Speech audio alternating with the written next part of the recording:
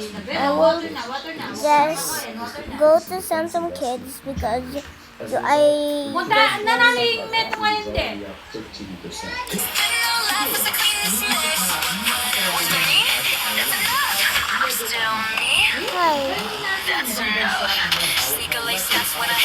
Hi, my name is Gino, and I need to have a new, I'm gonna have a new bedroom. Okay, the room is over number 4.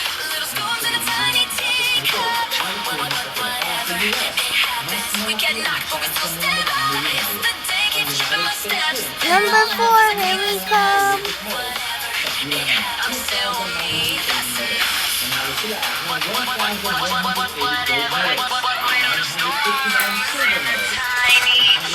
Kaya! Nakuha!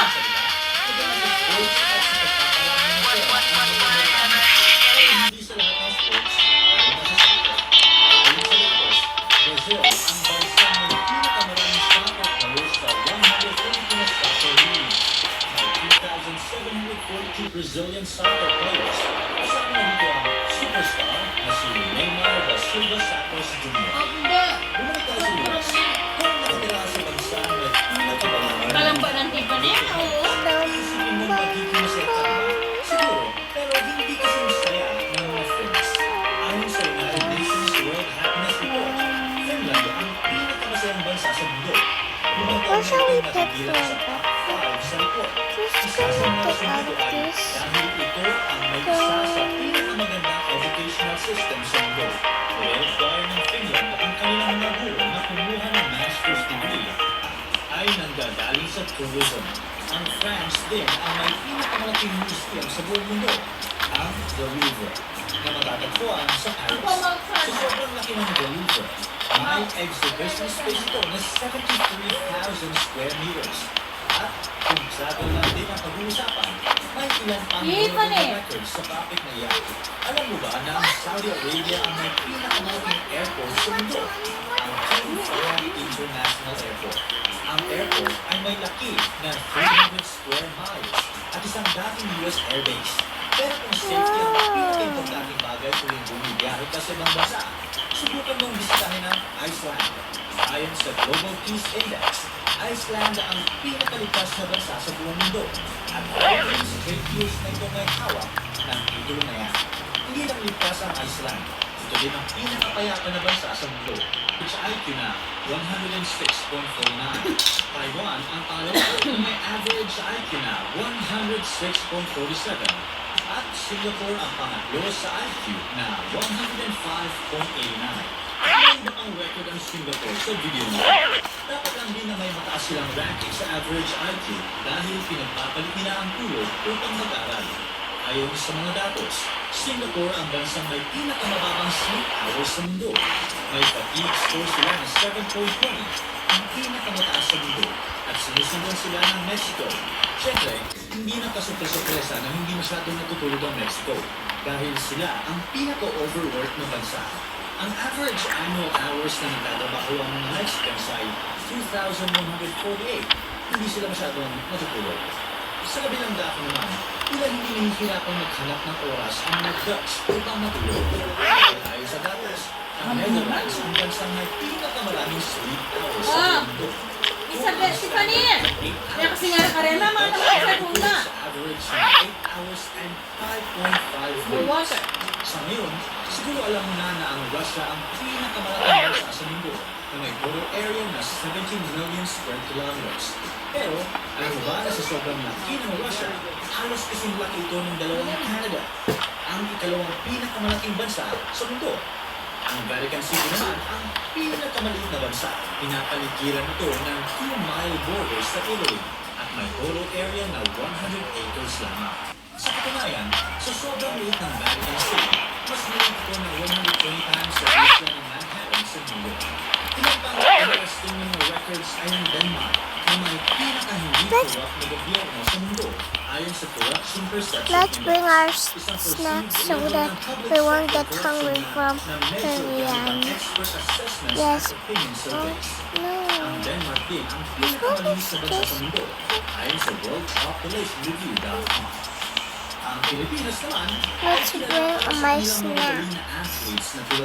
Let's put my skateboard there. Let's put it right there. Ang Pilipinas din ang may pinakamaraming nurses na nagtatrabaho sa iba't We already packed our things. Italy ang pinakamalaking wine producer sa mundo. Nagpo-produce sila ng 4 million liters taon-taon. Gayun pa man, ang pinakamalaking winery ang Milastinici ay wala sa Italy, pero nasa Moldova. Ang winery ay may lawak na 75 miles at sila ang may hawak ng record na pinakamalaking wine collection sa buong mundo pagdating sa dami ng bote. Gayun pa man, wala nang mas malakas pang uminom ng alcohol Let's sa bring bansa. someone. Ayon sa World Atlas, Czechia ang uminom ng pinakamaraming kilos alcohol per capita taon-taon na 14.3. Oo, malakas tumagay ang mga Czechs. Ngayon, pag-usapan naman natin ang mga records na ayaw hawakan ng anumang bansa. Ayon sa World Population Review, Bangladesh ang bansa kung saan pinakamalala ang pollution. May na-measure na 5 pollutants ang US Environmental Protection Agency, ground level ozone, particle pollution, carbon monoxide, sulfur dioxide at nitrogen dioxide. May estimates din ang World Health Organization sa pollution levels ng bansa. At ayon sa lahat ng metrics, Bangladesh ang may pinakamataas na level. Masama ang polusyon. Pero alam mo kung ano ang mas masama? Isang corrupt na gobyerno. Pinag-usapan na natin ang Corruption Perception Index kanina. Kung Denmark ang pinaka-hindi corrupt ayon sa index, ang pinaka-corrupt na bansa sa buong mundo ay ang South Sudan. Na-establish lamang ang South Sudan noong 2011. Pero nakuha pa rin nakawin ng kanilang gobyerno ang public funds nila.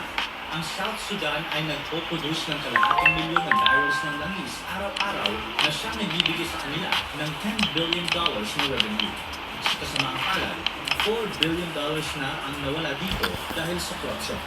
Pero ang nakakagulat dito, hindi ang South Sudan ang pinakamalungkot na bansa sa buong mundo kahit na sa grabe ng korupsyon.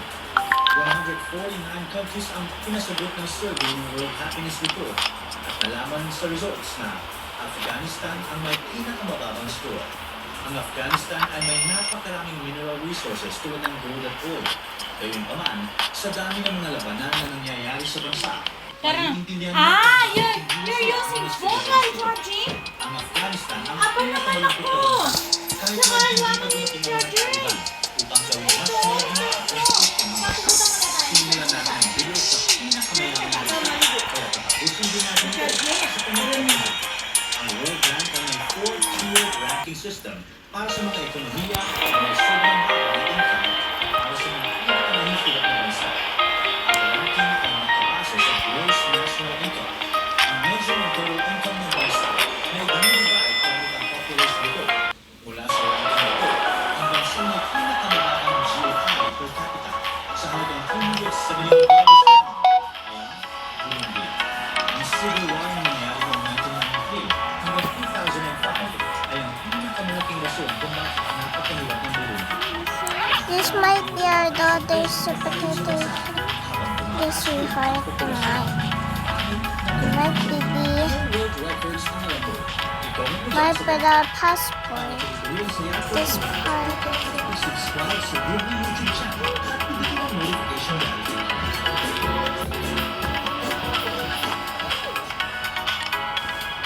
We will get them, mommy. Wow, that's a long bag, sweetheart. But you don't think that's too much? Oh, okay, haha. La la la la. Oh, it can't fit. I just actually put a lot of makeup, so that for you and my family will have a great time. That might be too much, sweetheart.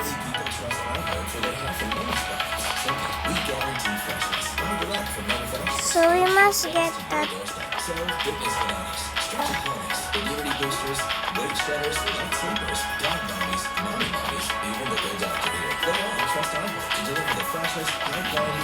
They use selection of products and quality testing, stored in climate control facilities and check fresh. Seems pretty obvious, but it's just one of the many ways we make dollars better. Itong pagkakamali ng tao na bumago sa kasaysayan ng mundo. Alam mo ba na minsan isang simpleng pagkakamali ng tao, mga maling desisyon, maling salita, o kahit isang maliit na aksyon, pwede namang mabago sa takbo ng buong mundo. Isipin mo na lang ang COVID-19 pandemic na sinasabing nagsimula lahat dahil sa paghawak o pagkain ng hayop na may dalang virus.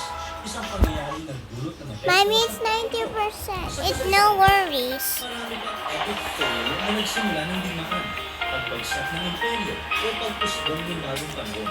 Minsan, isang unlocked cake, maling direksyon o simpleng miscommunication lang ang nauwi sa trahedya. Ang epekto nito.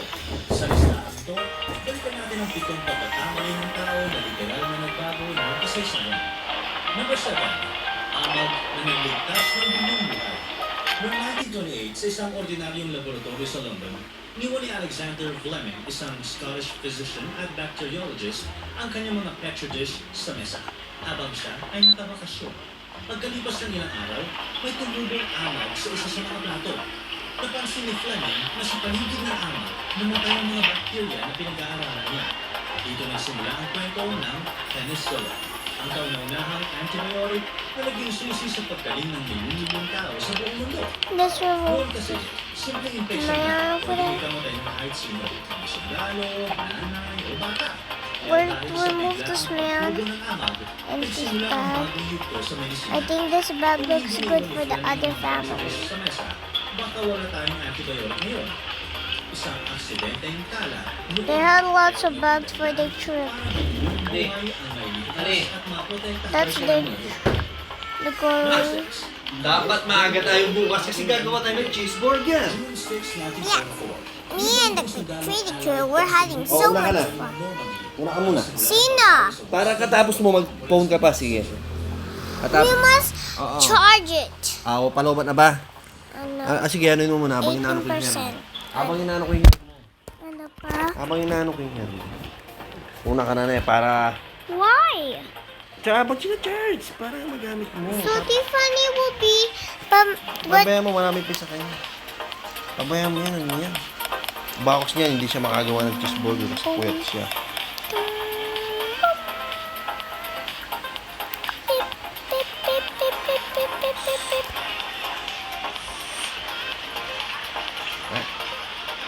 Kaya may ako yung...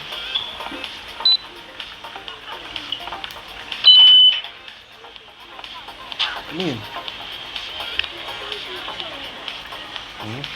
Sabi ko Ow. Sorry. It's okay. It Saan wasn't tamaan? hurt. Dito? Hindi. Mingkat na yun. Ano yun? Ano yun?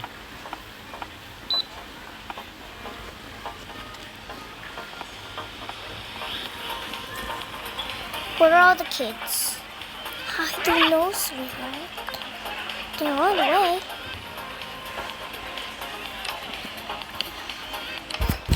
Sorry. No. You had my mistake. Rude. Dad, get our things. Let's take this one. This is mine. Okay.